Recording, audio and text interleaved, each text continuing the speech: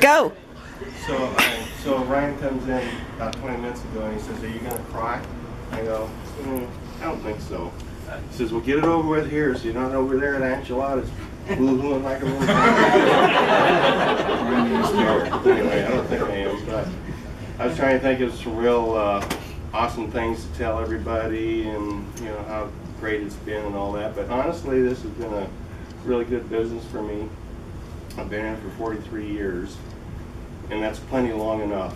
So I'm kind of looking forward to it. We don't have any big serious journey like Ryan was making out right just yet. We're supposed to be serious journey, fun. Yeah, no, a fun journey. Yeah, we're going to just take the summer off, and then I'll figure out what I'm going to do later on.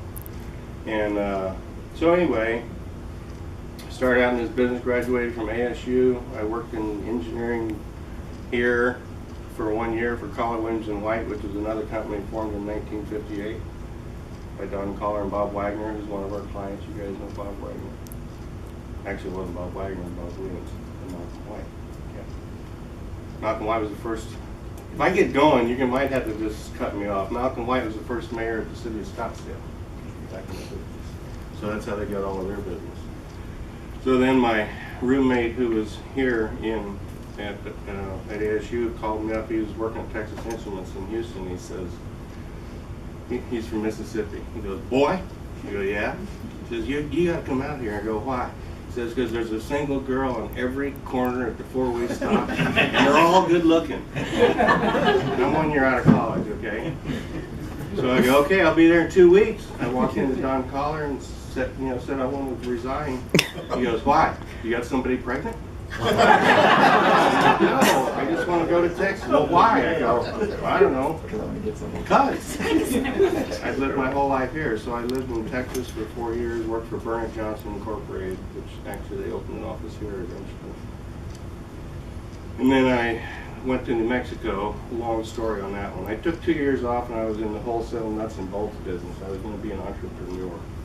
Unfortunately, my business partner was a crook. I don't mean just a little bit of a crook. He was a real crook. He'd been a crook all of his life. So I guess I might as well tell this one too. So then I get in trouble with the IRS. So I got to skip forward.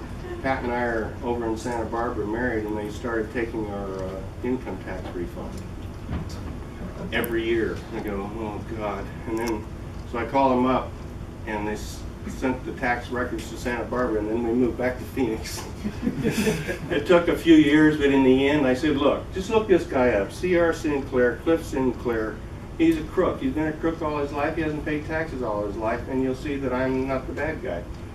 I found a lady that was listening to me.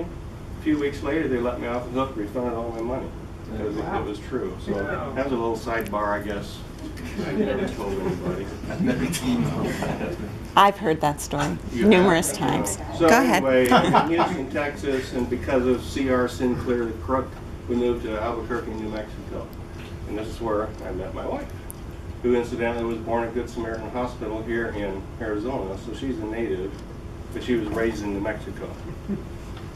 So after 2 years there, I moved to Santa Barbara, California. Went to work for Motel 6 in their site development department, building motels all over the country.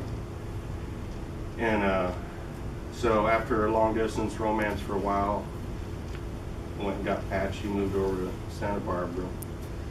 And after, I guess, a couple of years there, it was time to get married and have kids and settle down. You can't do it in Santa Barbara, California. That's known as the land of the newlywed or the nearly dead. Santa Barbara is a very elite, very rich place, very high expenses, and at that time in particular. So the newlyweds are the ones that get married, and then they have to leave because they can't afford to live there. And the nearly dead are the old people with all the money that live in Montecito, that have billions and mansions and so on. So it's time for us to get married, newlyweds, so we left. Came back to Arizona, and spent the rest of my time in all the development business. I don't know why I told you that. I have no idea. But there you go. So anyway, this has been awesome business.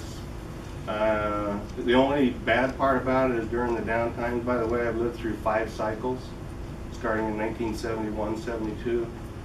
I can't remember, was that the oil embargo, Phil, or was that Yeah. 77? No, That was the oil embargo? Yeah, Yeah. every 5 years. Every 5 Look it years, up yeah. sometime, all right? So I've been through 5 down cycles. That's when it's not fun at all. But the rest of the time it's fun. And the best thing to do is, make sure you make friends here at work.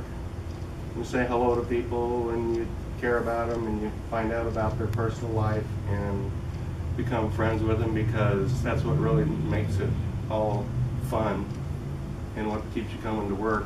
If you're working with a bunch of people you don't like, you might as well go do something else. So that would be my advice to you guys. Be friends, be happy, celebrate, and don't take yourself too seriously, because I never have. And with that, I'm done.